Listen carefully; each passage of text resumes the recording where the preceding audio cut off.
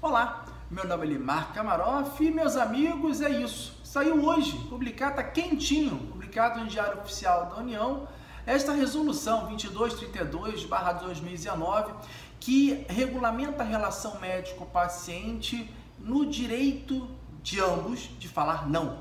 Chama-se que na verdade criou-se duas terminologias novas para isso, né? Uma chamada de recusa terapêutica, direito do paciente de falar não, e outra é a objeção de consciência, que é o direito do médico de falar não sobre um determinado tratamento médico, de um determinado procedimento médico que o médico deseja se abster de realizar. O que é que eu vou fazer aqui com vocês? Então, eu elaborei algumas perguntas, né, de quem for ler essa resolução. É uma resolução curtinha, tem 12 artigos, tá?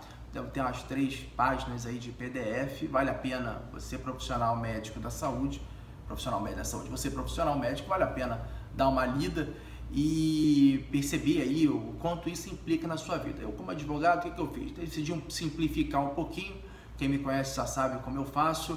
E eu dividi essa resolução com umas perguntas. Fiz aqui as anotações, tem aqui as folhinhas aqui, um script, para poder facilitar aí a sua vida.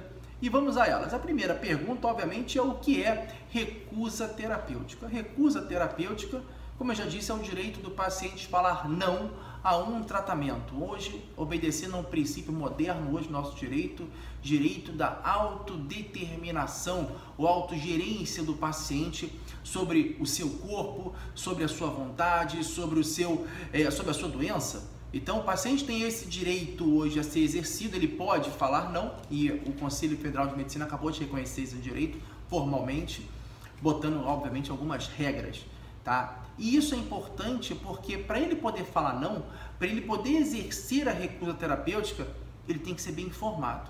E aí, na verdade, você cria uma contraprestação para o médico, que é o direito da informação. Então, você tem que comprovadamente informar, municiar o paciente todas as informações para que ele possa exercer com as informações prestadas a sua recusa de tratamento, ok? Bom, o que o médico deve fazer diante do paciente que deseja exercer o seu direito de recusa de tratamento? Algumas coisas. Primeiro, é você propor o tratamento, tá? Então, ó, se não quer fazer um tratamento X, você, tudo bem, então vamos propor um tratamento Y, um tratamento alternativo, quando isso for possível. Segunda coisa, você vai anotar no prontuário.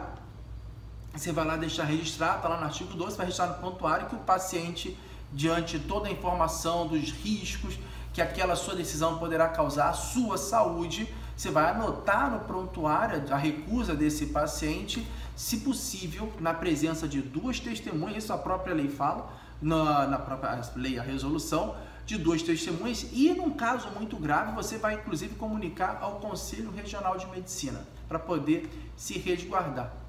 E por fim, e se você for continuar, obviamente, tratando esse paciente, não realizando aquele tratamento, aquele avanço que você deveria fazer no tratamento, porque ele se recusou.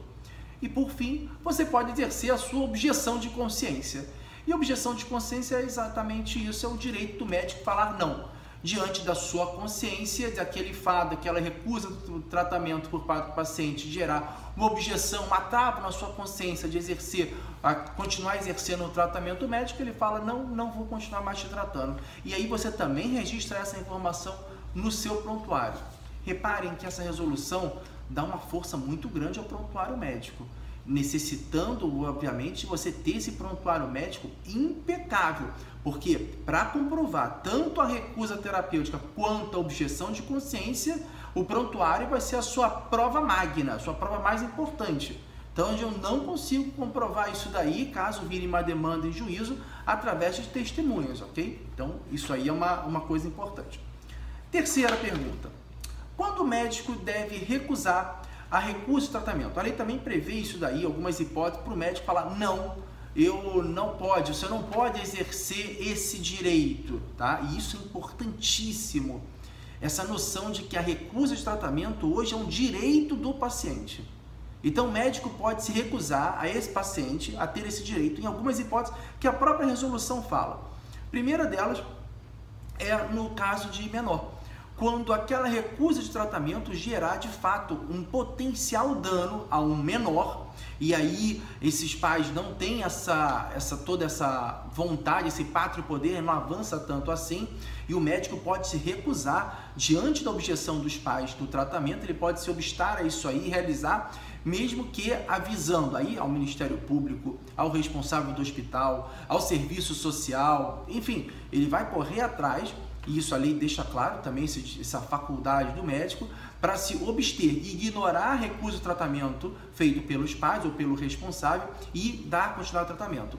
Essa exceção se aplica ao incapaz, uma pessoa maior de idade, mas incapacitado ou pela sua condição de enfermidade ou por uma situação momentânea, o médico vai fazer o que é melhor para ele, ignorando essa recusa de tratamento dado pelos responsáveis que assim se apresente naquela situação. Uma outra situação importante é quando colocar em risco a saúde de terceiros. Também não vale a recusa de tratamento quando essa recusa importar necessariamente em risco a saúde de terceiros. Então o médico ignora, fala, olha, você tem que fazer o tratamento e se não fizer o tratamento, aí mesma coisa, mandar um ofício ao Ministério Público, ao diretor responsável do hospital. Se você estiver numa clínica, você manda isso daí ao serviço social ou ao próprio conselho explicando essa situação.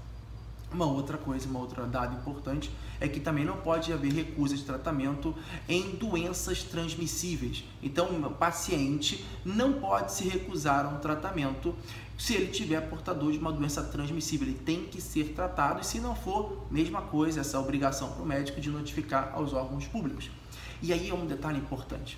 A lei, a resolução 2232/19, considera essas duas últimas hipóteses como abuso de direito do paciente. Literalmente isso está escrito lá na lei. Em abuso de direito do paciente, e por isso, por ser um abuso do direito dele de se recusar ao tratamento, então ele reconhece a recusa ao tratamento como um abuso, como um direito, esse abuso desse direito invalida o direito em si, e por isso o médico deve desconsiderar. Ok? Ainda tem um detalhe importante que é no caso de gestante. Aí a coisa complica. Porque no caso de gestante, e aí os obstetras, os ginecologistas obstetras, eles vão ter que analisar o binômio em aquilo que é melhor para a mãe e para o feto, que é melhor para o feto para a mãe. Então, uma decisão da mãe que coloca em risco a vida do feto ou a expectativa de vida do feto, dependendo da sua concepção, também pode ser considerado abuso de direito.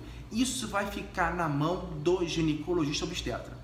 Aí vale um parênteses para a minha opinião pessoal nesse caso. Estão complicando a vida do médico. O médico ginecologista obstetra, que já tem problema para cachorro para resolver, é a especialidade com mais processo, ainda vai empurrar esse pepino para ele. Vai complicar ainda mais, porque se o paciente está lá na recusa e o médico não sabe o que fazer, e vai à lei e fala, não, é a critério do médico decidir. Se ele decide por não escutar a mãe, toma processo porque não escutou a mãe. Se ele decide escutar a mãe e tiver um problema, ele toma um processo e depois um processo ético, que vai estar descumprindo a resolução. Eu acho que essa resolução deverá ser melhor pensada, principalmente no caso de gestante.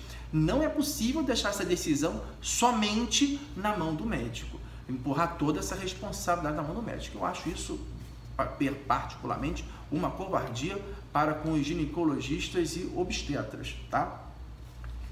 Muito bem.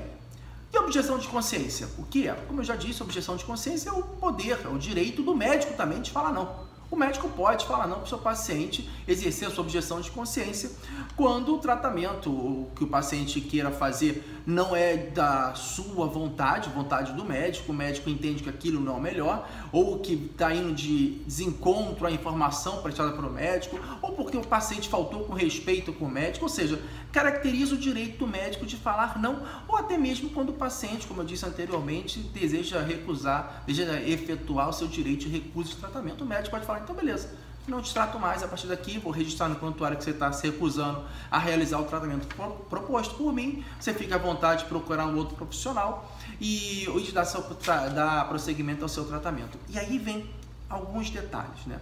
Como o médico pode exercer a sua objeção de consciência? Bom, Se o médico estiver trabalhando em algum hospital ou no serviço, ele tem que comunicar, isso a lei torna como obrigação, ele tem que comunicar isso ao responsável técnico, ou diretor de serviço, ou diretor clínico, responsável técnico, dessa sua decisão, para que aquele paciente seja encaminhado para outro médico. Então essa é uma das ponderações que essa resolução faz. Se for um paciente do seu consultório, que você não esteja subordinado a ninguém, você vai anotar no prontuário que você, diante da não congruência num tratamento, não consenso àquele tratamento, há uma objeção de sua consciência de realizar aquele tratamento, que você está terminando a relação médico-paciente por causa disso, indicando que ele procure um outro profissional, e a este profissional que ele procurar, você irá facultar as informações que são pertinentes para que ele possa dar continuidade ao tratamento com outra pessoa. É aconselhável também, dependendo obviamente do caso, que essa objeção de consciência seja comunicado também aos conselhos regionais de medicina, tá? Ou seja, na verdade é mais burocracia na relação médico-paciente, já tanto judicializada. Você está impondo uma lei que vai dentro da relação, possibilitando ambas as partes falarem não, criando normas que aí, na minha opinião, os médicos ainda vão demorar a se adaptar, a poder ter esse formalismo todo, ainda mais quando muitos médicos trabalham na quantidade, então assim, vai ser uma coisa complicada. E por fim, quando é vetado, quando não se pode nem haver recurso a tratamento e nem objeção de consciência. Tem alguns casos importantes no artigo 10º e 11º, que fala, obviamente, na questão de urgência e emergência, aí não se aplica nenhuma das duas possibilidades. Na ausência de outro médico, então não há outro médico para poder realizar aquele procedimento, é o médico que vai ter que fazer, então não podendo haver nem recurso a tratamento, nem objeção de consciência. E, por fim, quando houver danos possíveis, previsíveis à saúde do paciente, e nesse ponto eu entendo que há um confronto de ideias aí, há uma incongruência na lei, porque no momento ele fala que pode, em outro momento fala que não pode. Então, acho que vai ser, obviamente, ainda debatido pelos profissionais. A lei saiu agora, foi publicada hoje, então tem como, tá fresquinho, saiu do forno agora. Então, acho que isso ainda vai ser debatido. Não vou me alongar muito, assim, dos conceitos éticos dentro da lei, nem do aspecto jurídico. O vídeo já está com quase 12 minutos e a nossa proposta é de dar apenas toques referentes à relação médico-paciente. Bom, tá aí a lei.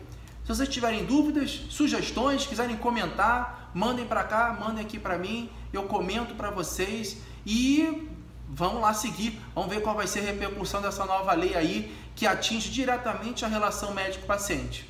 Tá bom? Nos vemos aqui no próximo vídeo. Obrigado por assistirem. Até logo. Tchau, tchau.